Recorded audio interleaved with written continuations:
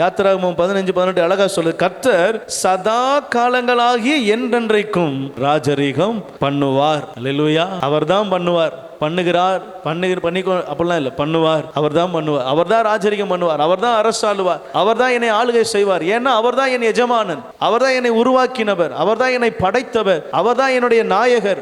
அவர் தான் என்னை என்ன செய்யணும்? அல்லேலூயா. உங்க பிள்ளைய நீங்க என்ன செய்யலாம்? திட்டலாம், அடிக்கலாம், கொஞ்சலாம். வெளியே இருக்கிறவங்களுக்கு கொஞ்சறதுக்கு மட்டும்தான் அனுமதி, வையவோ திட்டவோ அனுமதி. ஏன்? ஏன்னா அது உங்க பிள்ளை.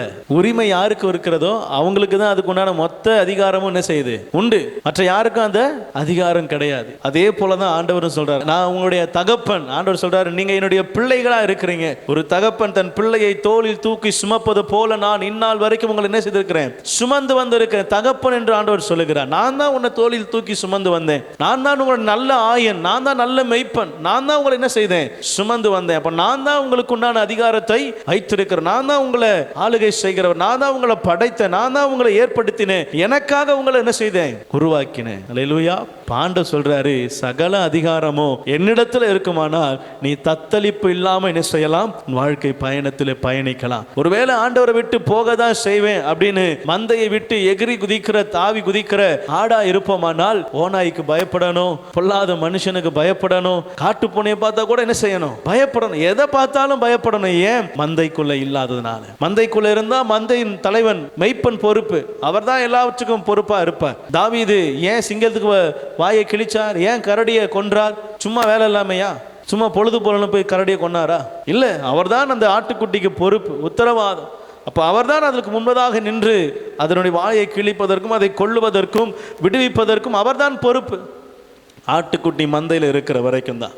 மந்தையை விட்டு வெளியே போச்சுன்னா அல்ல, கர்த்தர் அதுக்கு பொறுப்பாகிறவர் அல்ல. மீண்டுமாய் கர்த்தர் சமூகத்தில் வரும்படியாய் கர்த்தர் அன்போடு அழைக்கிறார். கர்த்தர் ராஜரீகம் பண்ணுகிற குடும்பம் ஆசீர்வாதமாக இருக்கும். கர்த்தர் அரசாளுகிற குடும்பம் ஆசீர்வாதமாக இருக்கும். கர்த்தர் ஆளுகை செய்கிற மனிதன் ஆசீர்வாதமாக இருப்பான். கர்த்தர் ராஜரீகம் பண்ணுகிற சபை ஆசீர்வாதமானதாக இருக்கும். கர்த்தர் ராஜரீகம் பண்ணுகிற வேலை, கர்த்தர் முன்பதாக நிற்கிற சமூகம், அது ஆசீர்வாதமானதாக இருக்கும். ஆமென். வேலைக்கு போகும்போது எத்தனை பேர் ஜெபம் பண்ணிட்டு போகிறீங்க? உங்கள் தொழிலை ஆரம்பிக்கும் போது எத்தனை பேர் ஜெபித்து தொழிலை ஆரம்பிக்கிறீங்க? உங்கள் பயணத்தை ஆரம்பிக்கும் போது எத்தனை பேர் ஜெபித்து பயணத்தை ஆரம்பிக்கிறீங்க?